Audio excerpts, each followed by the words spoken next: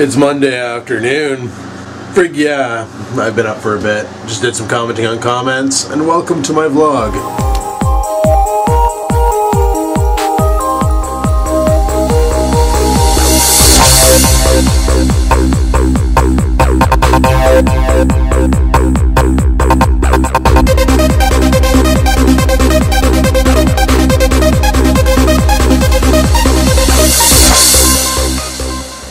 Well, today we're gonna have to assault that beehive, or whatever the frig you want to call it, wasp hive, or honeycombs of death, and I'm not sure exactly how to attack it because I don't have any raid, I don't have any chemicals, all I have is brake cleaner and engine cleaner, and I know that kills them, I just don't know what it'll do to the nest. So either I'm gonna hold out till tomorrow and get some raid, but then people are telling me to strike it at night. So nighttime tonight would be the optimal time. So we're gonna have to go in the garage, see what kind of chems we can get to do this job. So let's friggin' hammer down. Pink Domo. Something else I'm thinking about doing is putting this here desk here on Kijiji. Yup. I don't want to hook this air conditioning unit into that window. Yup. And then we can air condition this house. Well, just down here and stuff. You know, so when we're watching TV, we can have a nice air-conditioned house. It'd be friggin' awesome. Friggin' awesome indeed. So as you can tell, it is highly active. They're in there. I just saw them come out. Looks like there's two of them in there. Holy crap, that one is full. This is going to be brutal. So I need raid. I need a lot of raid. Get it in there and kill them all off. I just saw like 16 of them in there, frig sakes. See, there's one of them now. I don't know if you can see him. Oh, frig, where did he go? I lost him. But, yeah. Maybe we'll get some brake clean sprayed in there and see what happens. Frig, yeah. A lot of people thought that was the nest. I killed that one a couple years ago. Actually, a long time ago. I heated up a piece of metal and stabbed it. And, yeah, burnt it pretty good. Burnt it really good. I just left it up there as a reminder for the rest of them not to come back. Obviously, that was an epic fail. Frig sakes. I had a pressure washer. I just fire a stream in there and blast them all out. Probably blow the roof off the house, but it'd be kind of fun. Friggin' bees, eh? Friggin' bees. We need a flash freeze right now. Kill them all. Yeah. This might work. It's, carburetor cleaner in French, carb cleaner in English. Let's try it. I'm gonna get stung a lot. That was scary. I just shot a bunch in there and they all came swarming out to see who the attacker was. Oh, for frig's sakes, my screen door. I hate that door. Holy crap, there's a lot of them up there.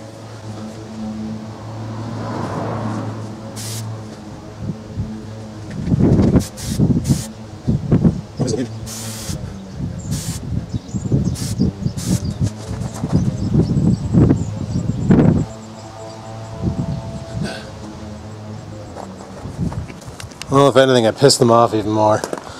I need raid. Or a garden hose. Maybe I'll turn my garden hose on and blast them. I don't know. We'll figure something out. Or I'll wait till tonight and stab the shit out of the nest. That sounds like a better plan. Yeah, so if anything, my attempts just pissed them off even more. That's always fun. So we'll let them calm down and go with another plan of attack. Frig's sakes. Well, I just did more commenting on comments and watching a little bit of YouTube videos and eating some good whole wheat shreddies. I love just eating them right out of the box. Freaking awesome. Let's go see how the bee situation's going. Oh, they're still hanging out. Still trying to figure out what happened. We'll have to get some raid. This poker idea is not going to work. Or get right in there with the brake clean and just hose it down. Problem is I can't get right in there with the brake clean. I'll strike them at night. Frig it. Well, it's about 3 o'clock now. Girlfriend's just getting out of bed, so I don't know what we're going to do today. Should mow this lawn. Got to get some gas for the push mower though. And then I can hammer down on the lawn. Yeah, these wasps are not happy one bit. Look, this guy here is trying to find a new house. He's dickered. But, yeah, I can't tell if there's any others in there. But, oh yeah, there's a couple in there. Freak sakes. So yeah, we're gonna have to open fire on them when it's dark and really douse the shit out of it. Kill them all, let guards sort them out. But I'm gonna have to grab my jerry can, go to the gas station, get some fuel for the push mower, because I want to do the front lawn, get it over and done with, and then probably hit the back lawn. So let's go to the gas station. Your days are numbered, buddy. Alrighty, well I just got a full jerry can with the good stuff. Friggin' 91 octane primo fuel, because apparently the 87 octane, they got to dilute it with that friggin' ethanol crap, and I was told that's bad for my mower and other things, so that's fine. I'll just get some 91 in there and toss it into the push mower, and we'll do the front yard, get that out of the way. And then I went and checked to see if they had any raid, but they didn't have any raid, so that's dicked.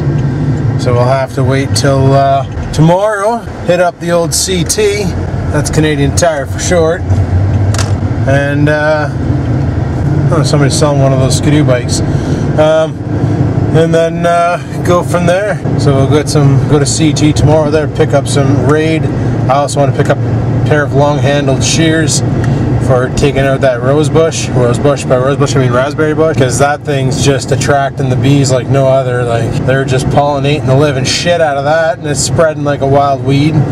So that's got to come to an end. But I'm gonna mow my lawn today, get that out of the way, because, well, it's kind of brutal. So frig it. We'll mow the front lawn, do the back lawn another day. I like it to get nice and tall when I do it, because that way there sometimes the grass sprouts seeds, and then when you chop the tops off, the seeds hit the ground and they plant themselves, and hey, look, more grass. I like that. So, alright, well, we'll hit the front lawn at least. So I'm almost home, so I'll talk to you guys when I get there.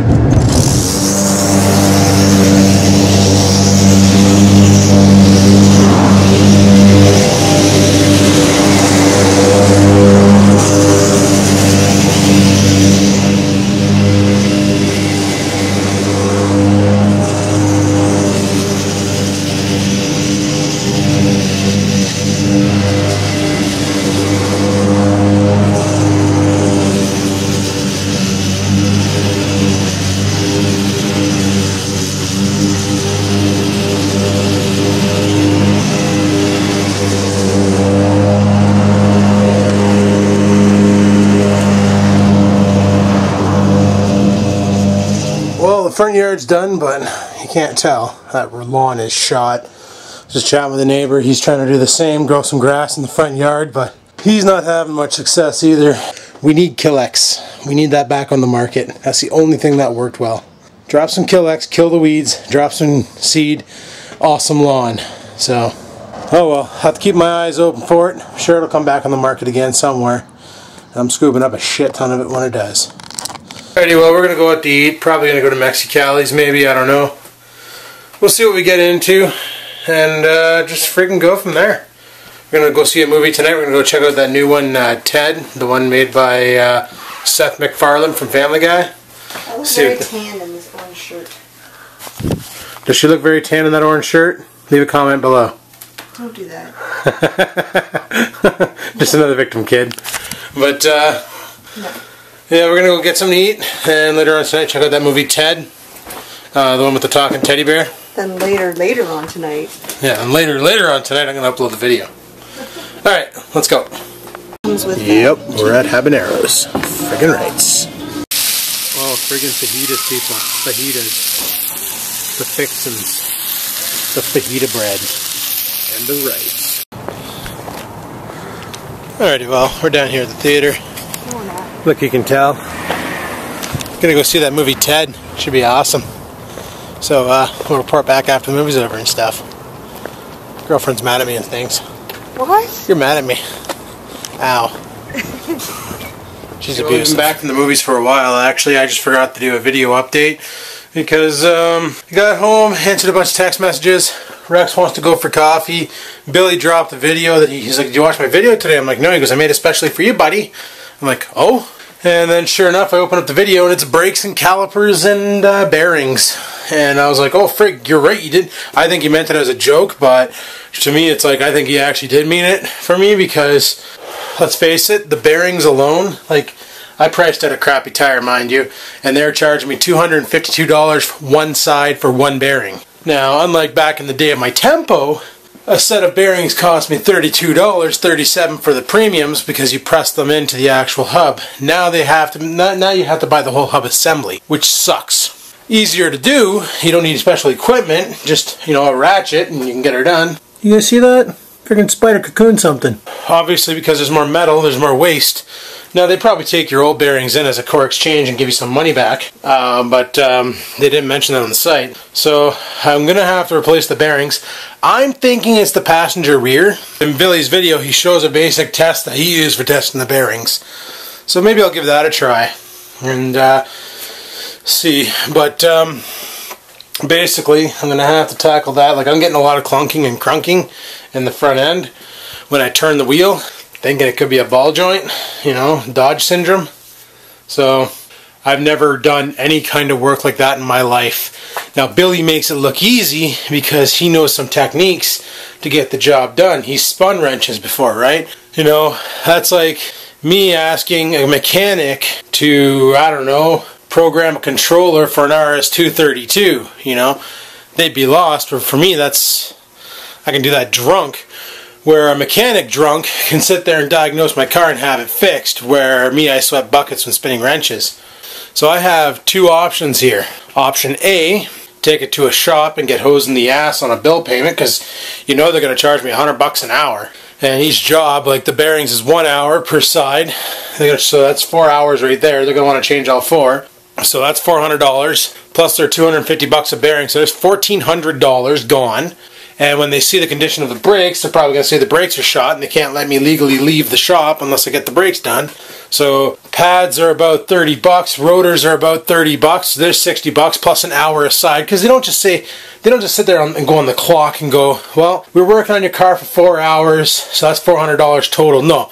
They go by the book. So if the book says a bearing job takes 45 minutes or an hour, then they charge you 1 hour per bearing. Only reason why I know this information is because when my buddy worked at the alignment center, that's basically how they used to charge, was by the job, by the book value. So if somebody came into, and this is a common thing, was like turbos. For some reason my buddy did a lot of turbos on big international, like on big trucks, internationals, Hinos and all that. He would have to replace the computer on the turbo because they have these electronic turbos, and when the computer fails you don't get any more than 2 pounds of boost. I don't know how it works, but whatever, that's what happens. So you got to replace the entire computer. Well, the manual calls for 2 hours of labor, so if he did it in 30 minutes the company still had to pay for 2 hours labor. Ford told me when I had my old Focus and the springs broke, see, Ford on the Ford Focus had a 300,000 kilometer warranty on the springs because they realized there was a recall on them, but they didn't have anything better to use. So instead they gave you a 300,000 kilometer warranty on them, expecting the car to never hit that, making it a lifetime warranty on the springs. But it didn't cover the labor, and the only way to get the warranty was to get their wrench spinners to put the springs in. And it was an hour aside, or an hour per spring. So they basically charged you 4 hours labor at $75 an hour. So $300 later, you get your free springs. So instead what I did at the time was I bought springs on eBay and had them tossed in. But Crappy Tire asked $250. CarQuest is usually pretty cheap. I'm going to check Rock Auto. Actually, I got to talk to Adrian, ADGE0042, because he ordered some coilover, or some, what the hell did he call them? Quick struts, I think he called them. Basically, you get the strut and the spring all assembled into one, so you don't need a compressor. Just yank out the old strut, put in the new strut, and you're frickin' done. Because he didn't want to dick around with the spring compressor or straps, or I think you've seen some people use straps, where they put a bunch of those, what do you call them, those ratchet straps in and ratchet the spring down, and then take the top off, take the spring out, put your new spring in, ratchet strap the shit out of it, so on and so forth. And I've known guys back in the day, and this is really dangerous because it actually went off on him, where he used a car hoist, and he took his strut, put it underneath the hoist, lowered the hoist to compress the spring, and then took the top off and slowly started lifting the hoist. The problem was all of a sudden the strut slipped and went down, and the spring launched out of there like a shotgun and bounced around the shop. Luckily nobody was killed, but a lot of stuff got damaged. damaged, including one guy's Mercedes-Benz. Big dent gash on the hood. Let's just say my buddy went broke trying to fix that. But yeah, so he bought those, straight off the topic, but he bought those from Rock Auto, and he said he paid like next to, basically the price for 4 was the price for 2 at Crappy Tire. So now these bearings, I've been told online on the G6 forums, G6 Performance, that they're good for about a year. And I was chatting with Billy over text messages about that, and Bill said, well, yeah, they're only good for about a year, but they come with a 3-year warranty. My question is that warranty any good if a guy like me puts them in, you know, a guy with tools but no idea how to use them? Or is that warranty only valid if a certified mechanic puts them in? That's what I'd like to know, but I don't know. I'm going to check out Rock Auto, see what they got for pricing on bearings, and check shit out. Because when I was coming back from Billy's, man, holy crap, it sounded like a friggin' warp core on the Enterprise. Whoa, whoa, whoa, whoa, like non-stop. But then when you turn one direction, like if you're turning on an embankment, if you're turning left, no, if you're turning right, it got quiet. If you're turning left, it got loud. Is that how it was? Or was it the other way? No, sorry, when you're turning left, it got quiet. When you're turning right, it got loud. That's how it was. So I'm thinking it's the passenger rear bearing that's fried. So I might be able to get away with doing one, but I'm not sure if you're supposed to do both. So obviously there's car guys out there, subscriber guys who watch my videos. A lot of mechanics out there who can explain this to me. Should I do both in the back? Or is it safe just to do one? Will it throw shit off? I don't friggin' know. So, basically when I tackle that project though, it's not going to be tomorrow or anything, because, yeah, I'm going to need money for this, and I'm going to have to tackle this one when I get the Trans Am back on the road, so that I can have the car parked where the girlfriend parks her car. I'm going to tell her to start parking my spot. I'm going to take her spot, start parking the Trans Am on that side of the road, or maybe even on the side of the road, who knows. And then that way there I have the G6 sitting right in front of the bay door here, so while I'm working I can run in and out and get tools and not have to frig around too much. But yeah, tonight when we're coming back from the theater I heard that crunking in the front, so I'm thinking my ball joints are shot, so I'm going to need new ball joints. And I have no freaking idea what is involved in replacing a ball. I don't even know what a ball joint looks like, for frig's sake, so I gotta Google search that. Like, just dick. But anywho, I think Rex wants to do coffee, so I'm gonna see what the hell he's up to and probably go for coffee with Rex and then go from there. So I'll talk to you guys in a bit. Peace the frig out, and if you can answer those mechanical questions for me, I would be friggin' super happy. Alright guys, talk to you in a bit. Alrighty guys, we're out in the car. Basically I want to show you what the frig this car sounds like.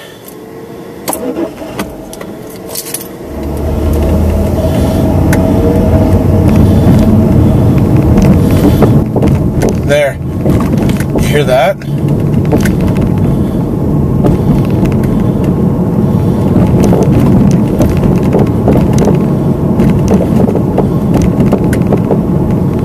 It sounds like something's bouncing off the ground.